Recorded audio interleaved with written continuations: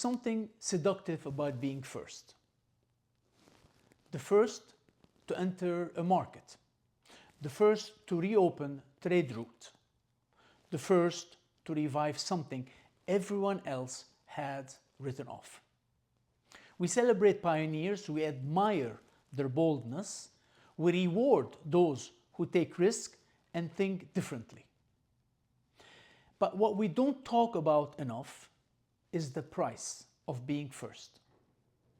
Because pioneering doesn't just test strategy, it tests judgment, responsibility, and sometimes your willingness to live with consequences that no spreadsheet can measure. In the 1980s, Somalia had one of the best banana industries in the world. Fertile land, ideal climate, proximity to key markets. Yet, years of civil war had destroyed it. Plantations abandoned, infrastructure gone, and trade routes severed.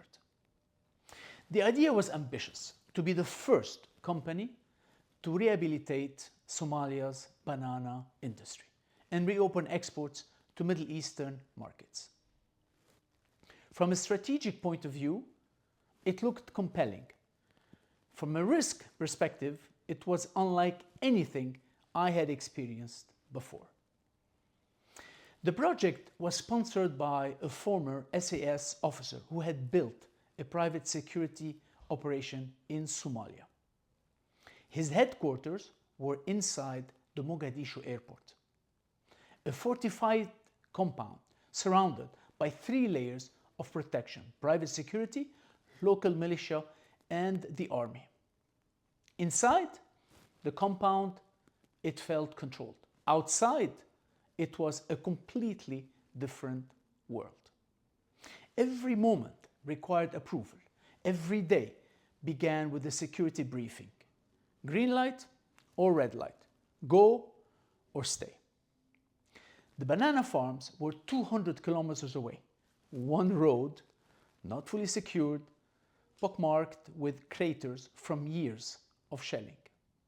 And every time we left the compound, we did so with a convoy of 2 bulletproof 4x4s surrounded by 6 armed jeeps filled with very young militia, barely trained, heavily armed, and visibly nervous. One morning, we finally received the green light. We left the compound in the 2 bulletproof cars, wearing ballistic vests, surrounded by the 6 security jeeps. As we exited Mogadishu's crowded streets and entered the open road, the convoy slowed to maneuver around the massive craters left by the war. Then it happened. The jeep in front of us dropped into one of those craters. A guard facing us, holding an RPG-7 rocket launcher, lost his balance.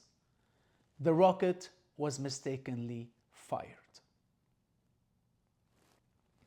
It landed just inches from our vehicle. The backblast knocked 2 militia members off the jeep. And for a few seconds, no one knew what was happening: friendly fire or open ambush. The convoy commander, a former Marine lieutenant, reacted instantly. He assumed we were under attack. Fighters scrambled and took positions around the convoy.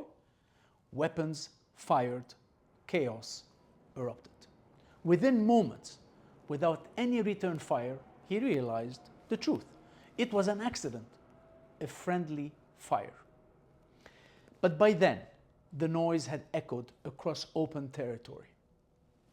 And that was the real danger. The fear was not the rocket anymore. It was who might have heard it. Rebel fighters operated in the area, and gunfire was only an invitation.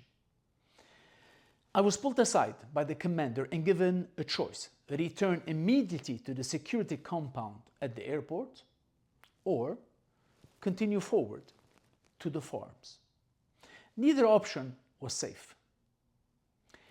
Going back meant retracing our route exposed. Going forward meant pushing deeper into unsecured territory. And at that moment, the weight hit me fully. This was not a business decision. This was not about margins or market share. There were 3 company experts with me. Their lives and the lives of the rest of the security team were now tied to my judgment. I chose to continue, not because it was safer, but because turning back carried the same or higher risk of entering Mogadishu, and stopping meant the danger had already been accepted.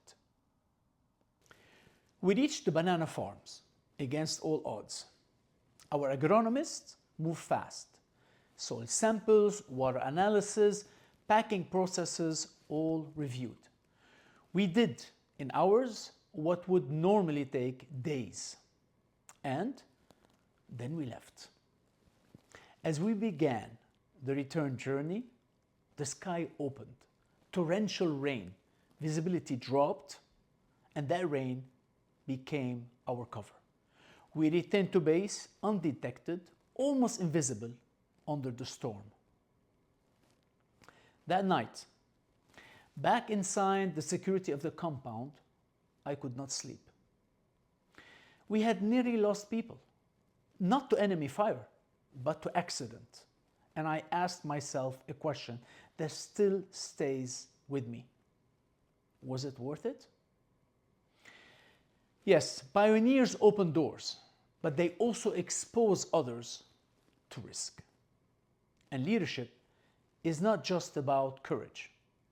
Leadership is about knowing when courage crosses into recklessness. The reality was unavoidable. Somalia was still at war. Infrastructure was fragile. Security costs were enormous. The cost of doing business, human, financial, ethical, was simply too high. The banana project was eventually scrapped. Not because the opportunity did not exist, but because the risk outweighed the reward. And that decision, painful as it was the right one. Here's what that experience taught me. Number 1, being first is not the same as being right. Pioneers earns headline, but leadership earns responsibility. Number 2, risk must be measured beyond money. Human risk, ethical risk, reputational risk, these matter more than ROI.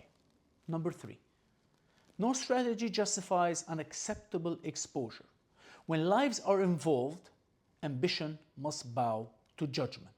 Number 4, there are moments when walking away is leadership. Ending a project is not failure.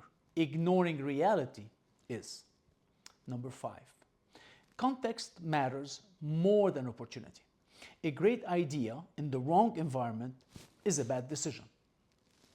Number 6, leadership under fire is different when consequences are irreversible.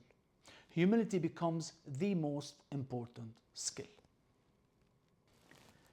We celebrate pioneers for opening path, but we rarely honor leaders for knowing when to stop walking them. That journey to Somalia taught me that leadership at the edge of risk is not about bravado. It is about bearing the weight of responsibility even when the decision disappoints ambition. Because some markets are not just hard to enter, they ask too high of a price.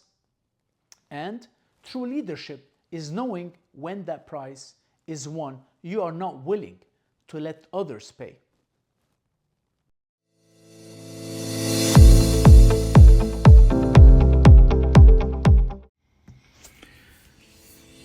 Thank you for listening to Through the Journey. Every story shared is a reminder that growth never stops. And that's exactly what drives us at Intech Consultant, where our global experts help businesses grow, innovate, and transform. Don't forget to subscribe, share this episode, and visit intechconsultant.com to learn more. I look forward to seeing you in the next episode. Until then, keep pushing your journey ahead.